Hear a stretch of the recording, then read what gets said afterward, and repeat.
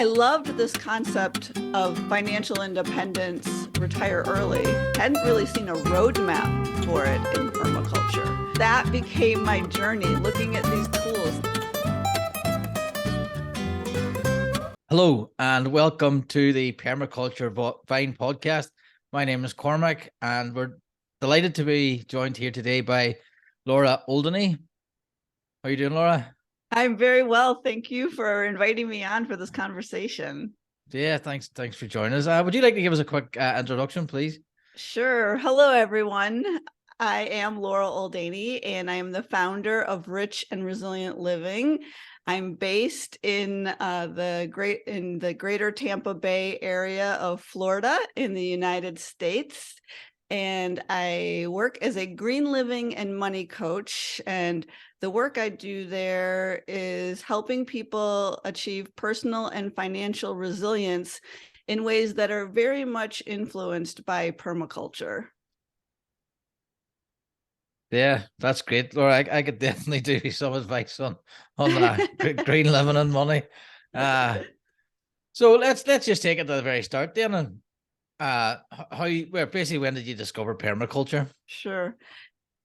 So I am in my early 50s, and I discovered permaculture now about 15 years ago. And it was a pretty quick instant, like, yeah, I want more of that, right into having first heard the word and probably 3 months later being enrolled in my permaculture design certificate course. And so when I got to permaculture, I had already been working for a number of years in nonprofits and for the US government. But I was living in Washington, D.C. I had moved into a neighborhood where everyone had front porches. There was this Southern culture of being outdoors, on your front porch, chatting with each other. And I wanted something to do while I was out in the yard. I wanted an excuse to be compelled to be out there, to be interacting with my neighbors and building community. And we happened to have a city council member in our area at that time in DC who would host an annual picnic. And I went with some of my neighbors, and this council person was giving away free seedlings, tomato seedlings, cucumber seedlings. The picnic was always, I think, in May. And so for me, that became this wonderful way to have something to do and be outside. And my neighbors were growing food, and I was learning from them. A lot of them were older than me. And so, I was already interested in sustainability. So I came to permaculture, like so many people, through the garden gate. But once I got there, what really drew my attention, I wanted to, of course, learn about food forest and designing my landscape in my yard. But I had been, in those nonprofit jobs and other jobs that I'd been doing the responsible thing and putting money in a retirement savings account. And even having moved my money into the socially responsible funds that were available to me through those employer plans, I knew I was still supporting, sugary beverages and single-use plastic bottles, the pharmaceutical industry, the financial institutions with predatory lending practices, and and so it still didn't sit well with me. So when I got to permaculture, I remember, and I'm in the US where we don't have health insurance, which is, we don't have universal health insurance. And so it's very much for people often tied to their jobs. And I remember asking my permaculture instructor, do you have health insurance? What does this permaculture life look like? How do we build this? And I was really drawn to, the sections of the permaculture books that I was finding that talked about the finance and economics pedal of the permaculture flower.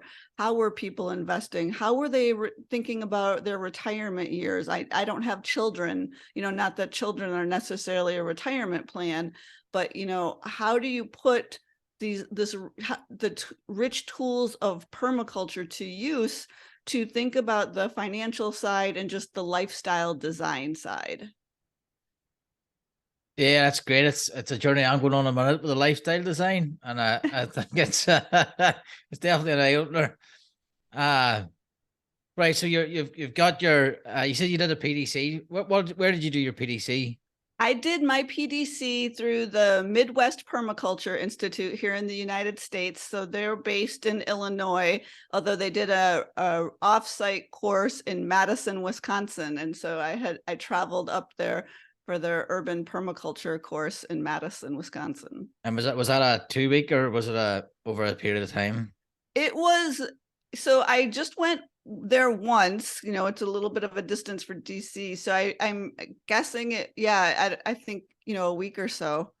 I don't think I was there Right. And 2 whole weeks. so you were already gardening. You were getting these free plants. You were learning off other people.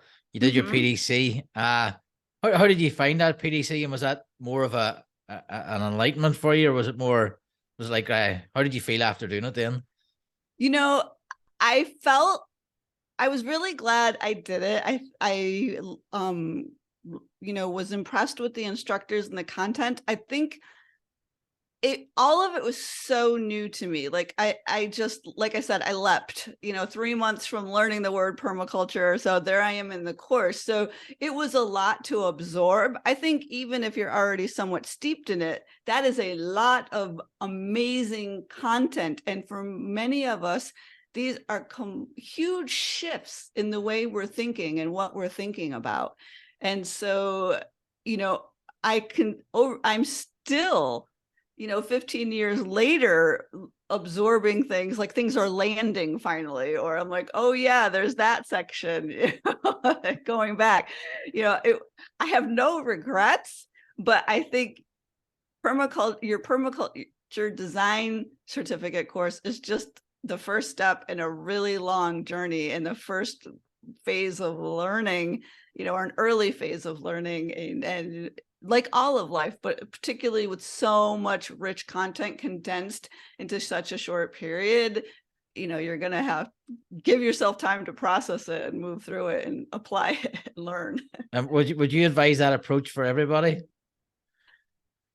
Well, you mean the approach of jumping in Just after jump on that? I don't think it's a bad approach, if you go in with your eyes wide open with that realization that there's going to be a lot of new content coming at you that you can't go out, I don't think, physically, anyone, and immediately apply all of it. You have to pick and choose what part of it you're going to apply. But I think that, if it's such a rich toolkit, if you have the time space in your life, because time is a form of capital, and if you make your trade-offs with how you're going to use that time, you could do something else with that time. If you have the time space for it not to be an overwhelming experience, to go through that learning journey, that course, and you have the financial capital or the work trade capital to make it possible, sure. Yeah. So that was you say that was stage one. What was your personal stage two then? So you get back from your PDC. My personal stage two was going back. I owned a home in Washington, D.C., with a very small postage stamp size lot. And I went to town planting fig trees and raspberries and thornless blackberries, just building my little food forest to the extent that I could in my neighborhood, and really, diving deeper into community and thinking about that and strengthening my relationships. The neighborhood I moved into at that point was primarily a neighborhood of people of color. And it was such a beautiful learning journey to be growing food with them and learning from their knowledge. And then, we had civic association meetings, and it was very striking to me. It was primarily a neighborhood of blue collar, often retired people of color. And we had the highest voter turnout for any precinct in Washington, D.C. So it was a very civic minded neighborhood. There weren't a lot of amenities. So a lot of it was house parties, again, hanging out on your front porch. And so I dove into, really just making myself part of the community and connecting and being a resource and going to those civic associations as much as I could, participating in our neighborhood cleanups, however I could be out there, in community with people.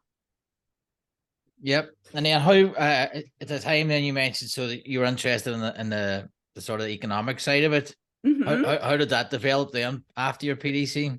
So that was a slower process. That was, that kept stirring in the back of my mind.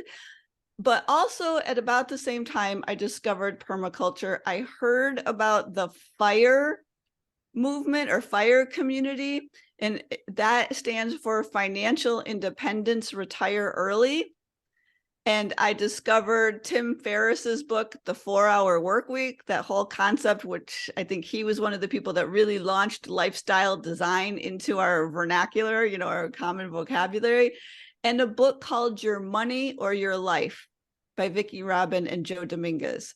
And so I loved this concept of financial independence, retire early. I didn't necessarily want to be sitting around in a hammock doing nothing, but that financial resilience, that financial independence angle of not being beholden to a job or a lifestyle that wasn't fulfilling or healthy for me. And so all of that was in my mind. I was like, I like this financial independence. And I heard people talk about financial freedom during my permaculture course on permaculture websites, but I hadn't really seen a roadmap for it in permaculture, just conversations and this vision of it. And so I was looking to FIRE, like, okay, how do I bridge FIRE? Because most people in the FIRE community are achieving financial independence through investing in the stock market or, creating these large real estate portfolios of rental properties that are, exacerbating affordable housing issues. And so I wanted the permaculture version of FIRE. And so that became my journey, looking at these tools, looking at Your Money or Your Life, looking at the people, like Google searching permaculture and FIRE, like, is anyone else talking about it? And that's how I found Michael Hogue, from then Lily House and now Transformative Adventures. And he was one of the other people who had really been shaped and influenced by the book, Your Money or Your Life. And so there was him. I had also been really looking at the investment side of it, because again, I had those investments in those socially responsible funds that I didn't like. And through, gardening and a friend of mine, I had learned about slow food, the slow food movement, which comes out of Italy, and is that reaction to fast food. And as a side note to slow food, what had developed was also called something called slow money. And it was this group of people who really valued slow food and understood that, farmers and food producers who are trying to get us those high quality products are having challenges with access to capital. And these slow money were people were looking, they had money that they wanted to invest, and they wanted to be investing it in their local food shed. And so they were finding ways to make this happen. And there are slow money chapters, interspersed across the country here, where communities and individuals have come together to make it happen. And I eventually sold my house in Washington, D.C. I realized that, it wasn't where I wanted to age. It's a very expensive place to live. I love it there, but I also wanted to be compelled to be outside in nature more. So I sold my house and I spent 2 years in a nomadic phase, house sitting, couch surfing, camping, crashing with friends and family. And so I ended up for a short spell in San Francisco. And it just so happened that my time there coincided with the slow money, NorCal, Northern California meeting. So I went. And it was at that meeting that I learned about something called a self-directed IRA. So, self-directed retirement account, investing account. And that was the vehicle that many of the people in that chapter of the slow money movement were using. They were taking their funds, their money out of their conventional, their employer-based retirement accounts, those who could, because you can only do this if you no longer work for that employer and are contributing to those funds. But if you've stopped working for a company, you can move your money into a self-directed IRA. Or if you work for yourself here in the US, you can have a solo 401k. So these are tax advantaged accounts to invest in. And some people who come to permaculture just cash out their IRAs completely, pay the taxes and the penalties. And I have great respect for that. I wasn't ready to do that. So when I learned about the self-directed IRA, I moved the majority of my retirement savings into one of these vehicles. And it's something that allows me to invest in any legal investment other than, I think, in certain types of insurance or insurance in general. I can't invest in collectibles, so I couldn't be investing in bottles of wine or art, and I can't invest in S corporations. But any other investment I can make. So I have invested, I bought a share of our area's premier permaculture farm. That permaculture farm has a very unique business model and sells shares to people. And I have, made loans to regenerative farmers through a platform called Steward. I have invested in a Native American owned food business. This has allowed me to move my retirement savings into investments that are much more aligned with my values. And so that was a big part of the journey, was discovering the self-directed IRAs and then discovering Mike and, someone else looking at your money or your life. And your money or your life is, again, it's money combined with lifestyle design. And so from there, I have just continued to learn more. I have found other people who are moving money into self-directed IRAs for the purpose of aligning their investments with their values. There's an online learning portal here in the US called The Next Egg, and I pay $10 a month to be part of that. And I learn and I share what I'm learning. And it's a support for me on this journey because this is pioneering territory. I am not a wealthy investor. So in the US, we have like wealthy accredited investors who have $1 million or more. And it's easier for them to make these more regenerative investments because there's just so much regulation around these regenerative or these investments that are off Wall Street, that it's harder for non-wealthy investors to have access to them. So it's been a real help to connect with others who are also on this learning journey to learn from them, because it's a completely new thing, so to speak. Yeah, you're definitely blazing the trail. I love the way you've taken all the different things, the different elements, and you brought them together.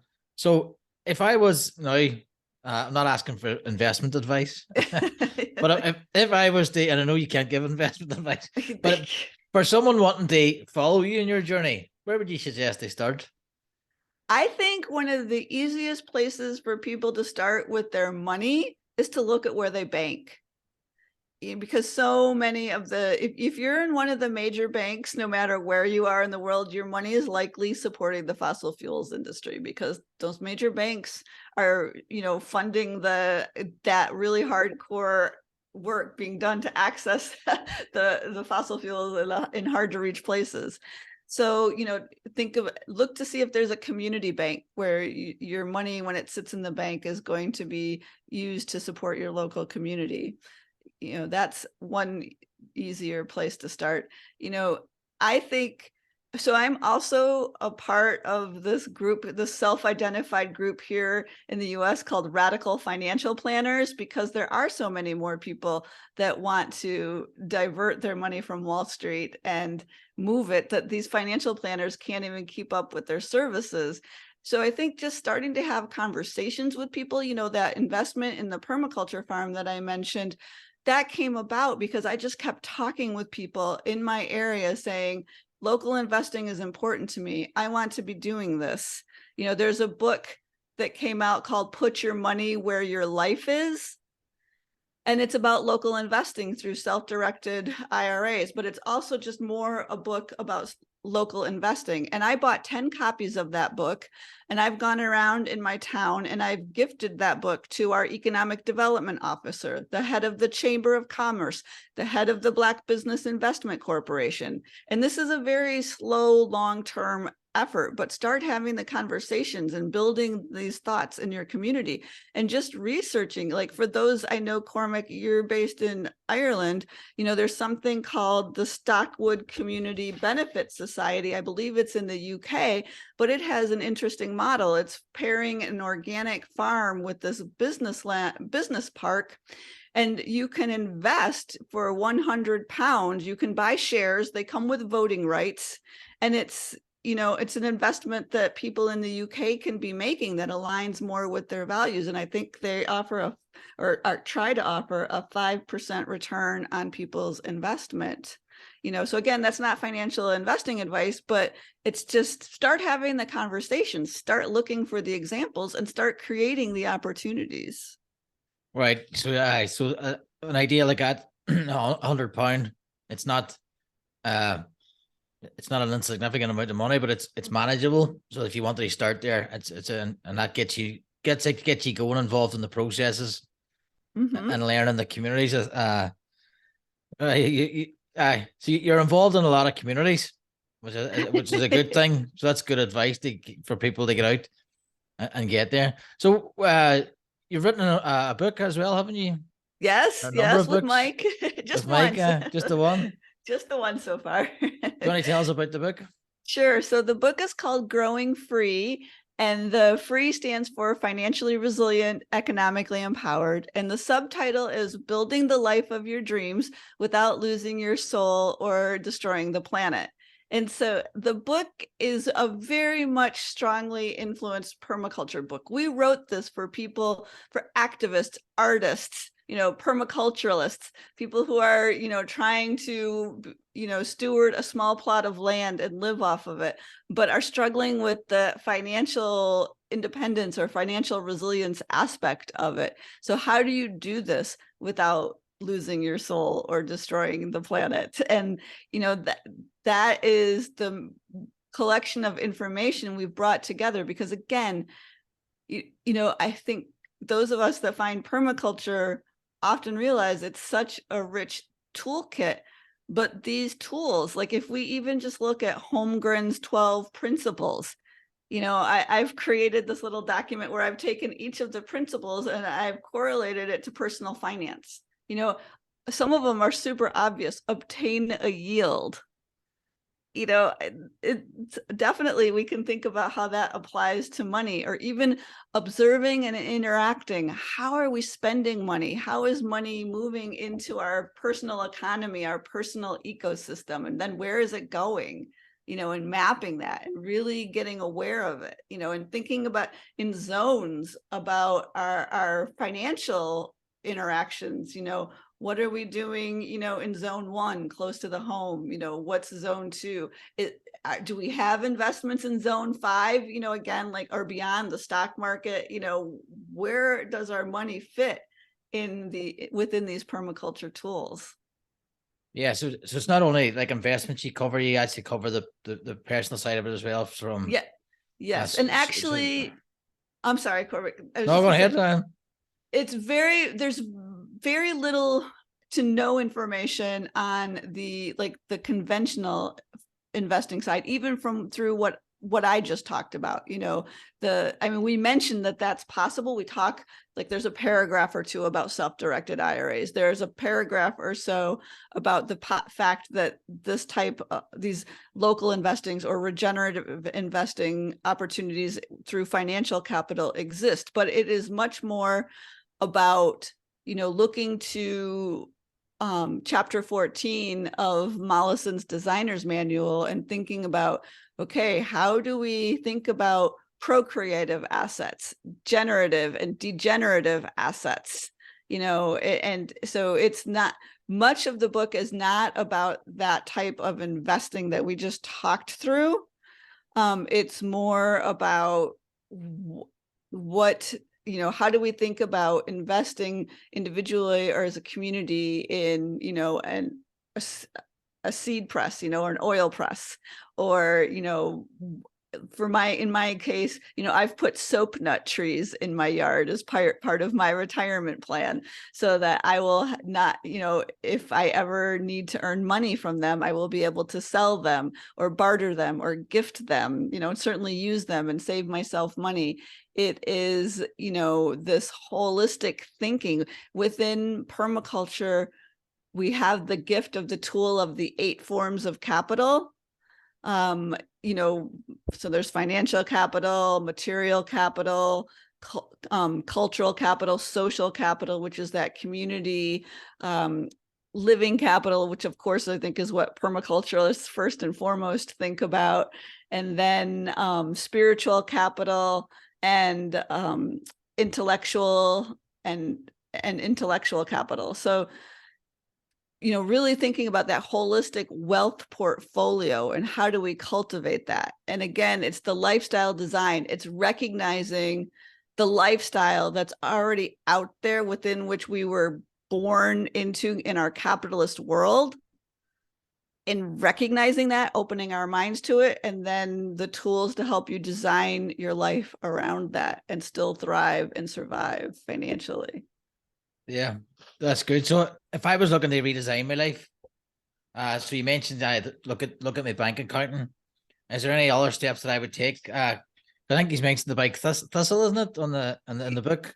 Yes. Yeah. And I know Mike talked about that in his interview. And so the bank step is a great step when you're redesigning, starting with a design of your financial life. But if we're taking that holistic whole life approach, one of the tools we talk about is this idea of a quality of life statement, which is really just taking the time to get very clear on what you want your life to look like.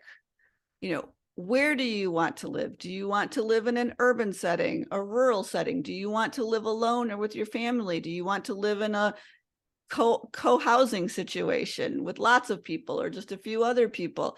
What do you want your ideal day? What does your ideal day look like? Who's there? What work do you want to be doing? What do you want it to look like throughout the years? Now, obviously that's going to shift, but you can put some of that thought into it. So you get clear, you get this quality of life statement for yourself. How do you want to feel every day? And then you use that as your North Star, and you start making decisions and choices around that move you towards it. Yeah, that's great. That's very implementable as well. So I'll definitely be implementing that myself. And Well, we talk about it in the book, and another book that I really appreciate, which was really the one that put that term, the quality of life statement, into my vocabulary, is a book called Redefining Rich. And some of your listeners may know of the author Shannon Hayes, because she also wrote a book that's pretty popular within the permaculture space called Radical Homemakers. That was her earlier book, but that's a really good resource to also learn about a quality of life statement. And then there is a permaculture business based, I think, in California called Seventh Generation Design. And they have some helpful resources on their website around quality of life statement and lifestyle design. Thanks for them links. So you're part of the Radical Financial Planners. Do you offer this financial planning, or do you offer any services like that? So again, I'm a money coach. I do the coaching side of it. I will help people, kind of look at their finances. I think a lot of times in permaculture, we feel guilty or conflicted about money, and we don't want to look at our money numbers and really take the time to get it under control and come up with systems and plans. So I help people with that. really, get a sense of, how much you have, where is it coming in, where is it going, does it support your values, is it moving you to, are you spending money that in ways that are moving you towards where your quality of life statement and where you want to be going. And I do share my experience and what I've learned about these investing opportunities. I have some pay what you can guides and courses, and I have a pay what you can guide to regenerative investing. That's going to be much more beneficial for people in the United States because investing is so often specific to where you are, who's has access to even be able to make those investments. So I work with people on that kind of thing. The lifestyle design aspect, I really work with people on, one of my early questions is what makes you feel resilient? And do you have that in your life? How do we design that into your life? And those types of things. That's all great stuff. Yeah. And thinking, I noticed we're not taught about this stuff at school. And you sort of get responsible then when you get older and you think, right, I need to learn all this stuff, but I think it's fantastic, all the things you have on offer there. So yeah, you mentioned that you had a property and you were growing, what was it? Soap nuts? Soap nuts. Yep. Do you want to tell us just about your property and your sort of what permaculture, like your gardening practices every day, your food growing? Sure. So I have a pretty small urban lot. It's in US terms, it's about 9,000 square feet, which I regret that I don't know how to convert into a more international term, but it's relatively small. I live in a suburban urban area, and I have, again, in Florida, so I have soap nut trees. I've got some papaya trees. I have not emphasized my food forest as much here as I did in DC, but I do have some things. I've got pigeon pea growing in my yard. Mostly I am focused on perennials just because my soil is basically sand and I am slowly composting and building up the soil. That's the first step you have to really do here in Florida is build soil and compost. I have some things in pots. I have the root beer plant, which I forget its name. I've got sweet potatoes going.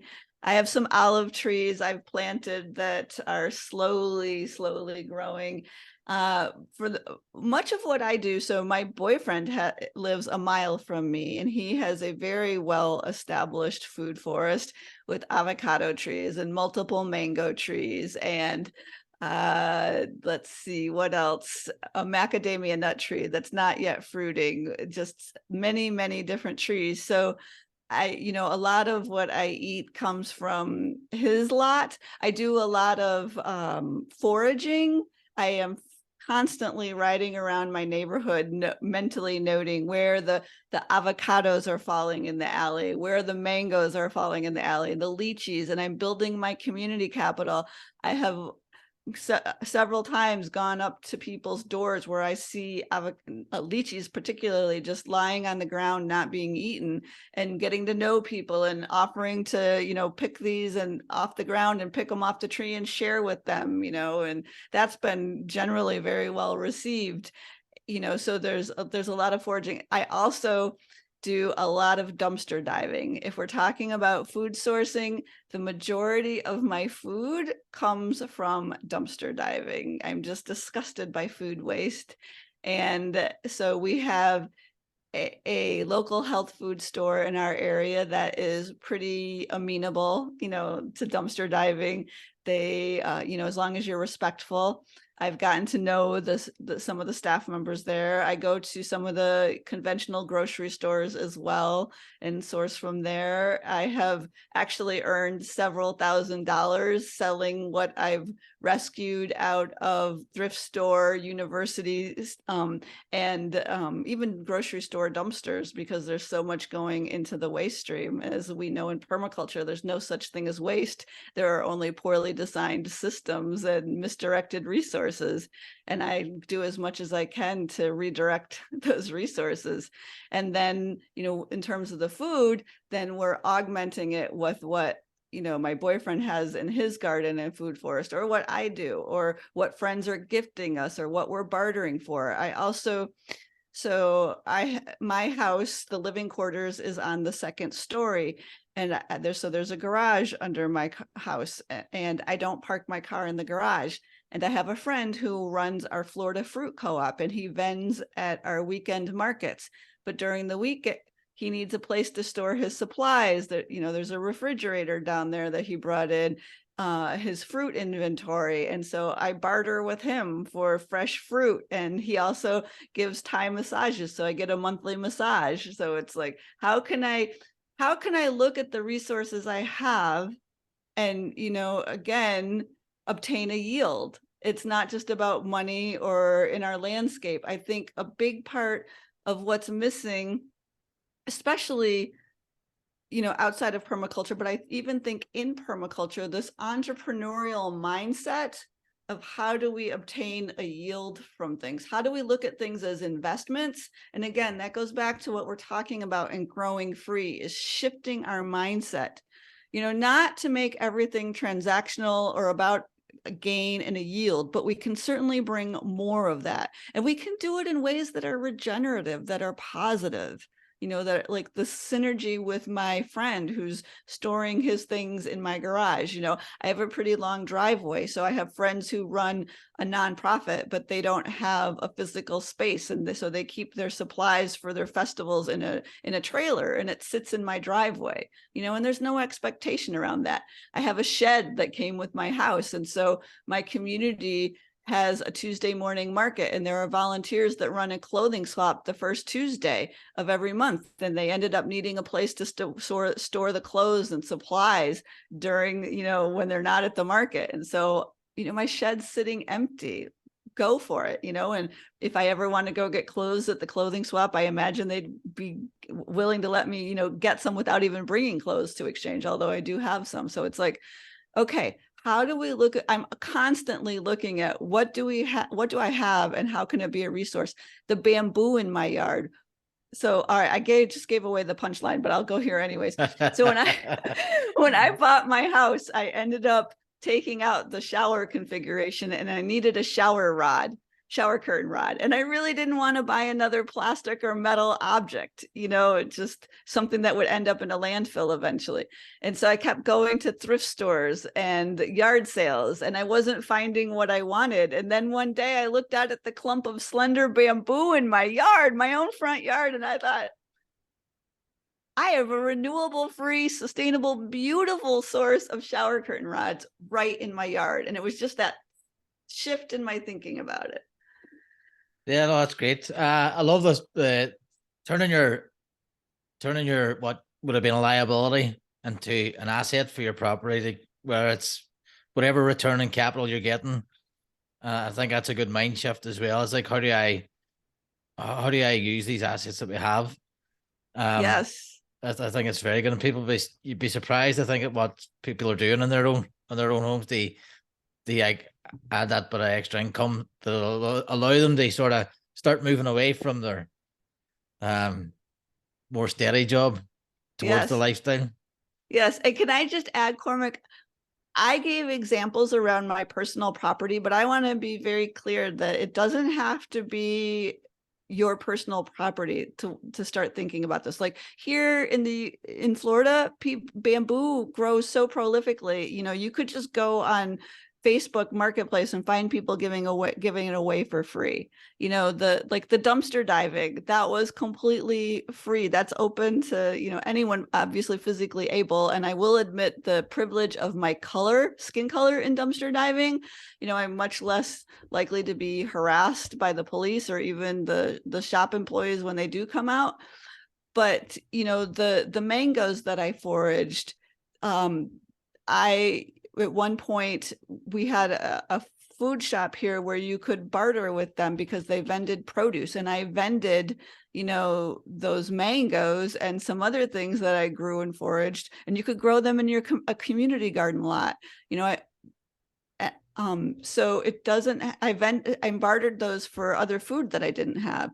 I have a friend, one of the co-authors of our book grows flowers in a community garden, cut flowers, and he vends them at market. So I just, I've made a TikTok video about this type of thing before and got pushback that it was, all things on my property. And I just want to make the effort to give examples and make the point that it doesn't have to be limited to some, things that you own or that are on your property. And it's something you can just do as a mental exercise as you're going around and looking at what the excess is and how could that can be converted into a resource. We can build that muscle.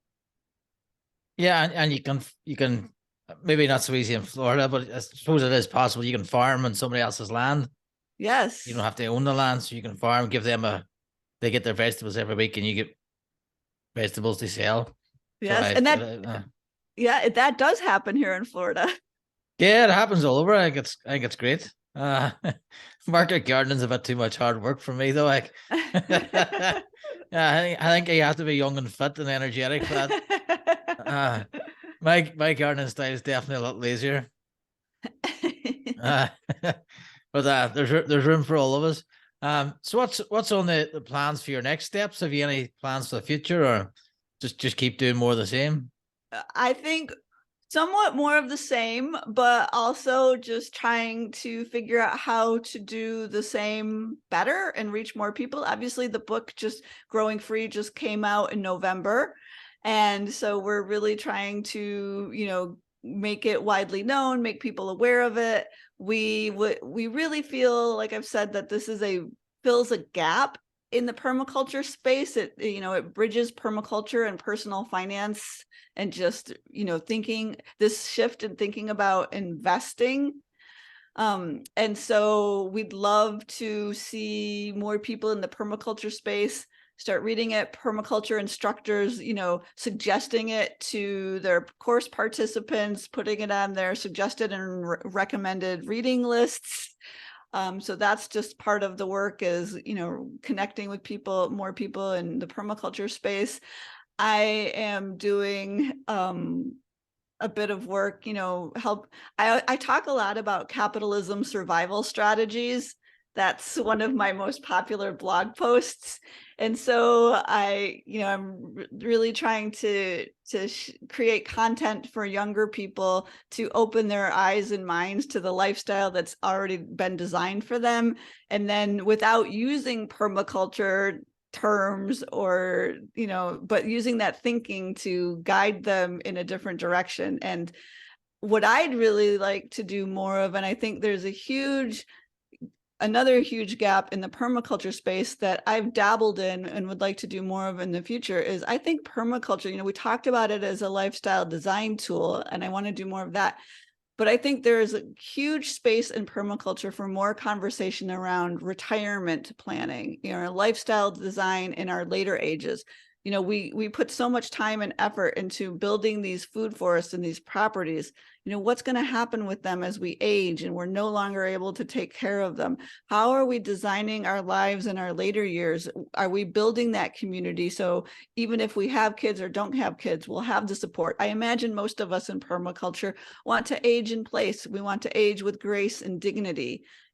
Finances are one part of it, but from a permaculture perspective, what else are we putting in place? Do we have the friend circle that if we wanted to have that Golden Girls house, I don't know if that reference goes overseas, but Golden Girls was a TV show here in the US where there were, I think, 5 women in their 70s, 80s, and 90s living together.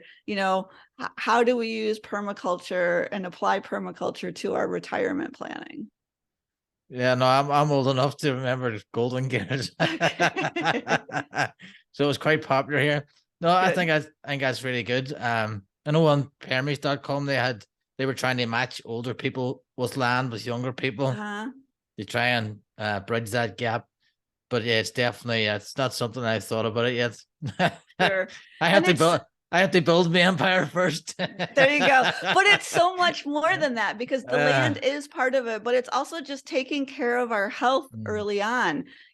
So much in terms of conventional financial planning is earning money so that we can afford the healthcare later in life, but we created the need for the healthcare by working so hard to save the money for it, over the years and stressing so much. So how do we bring that kind of thinking? And again, just building those relationships and building the skills to live in community. It's much harder. We're much more individualistic society these days. Yeah, and it always baffled me. This was a big revelation when I heard it. Was basically the way the healthcare system's set up, especially in the US, is basically the sicker people are, the more money people make, and the better the economy seems. Yeah. And it's just like, what? So having a sick population is good for the economy, which in what sane society is that acceptable? And I was like, that's unbelievable. Yeah, and this the book. So we have a course coming up. Launches in July. The PDCD professional course. We'll be recommending Thistle, and the book will be including it. And I was chatting to a lady yesterday as well. She's going to include it in her. She had discovered it through the podcast that Mike did, and she was very impressed by it as well. So I think it is a very good tool. Thank you for people to use. I would definitely recommend the book. We'll put the link in the description. So Laura, where is the best place to find you? I know we'll include all your links in the description, but just in terms of, is there one place that's best to get you? My website is richandresilientliving.com. And I'm also quite active on TikTok and Instagram at rich_resilience. Laura, thanks very much. Is there anything you'd like to add before we finish up? I guess I will add one more thing since you post these on YouTube. I am on YouTube as well. I have a fledgling channel under my name, Laura Oldanie. And lastly, I would just add, there is so much abundance around us. We know that in permaculture. And I think there's just so much more opportunity to bring that into our financial and economic pedal as well. And even like that, again, that more holistic view of wealth. And I really encourage people to dive in more there as well. Laura, thank you very much. And thanks guys for listening. If you give us a like, a subscribe, that would be great. And if you found value in that would be really appreciated. I think we've got a lot of value from Laura today, and we'll definitely be subscribing to the YouTube channel. Laura, thank you very much. Thank you. I really appreciate it. This was a great conversation.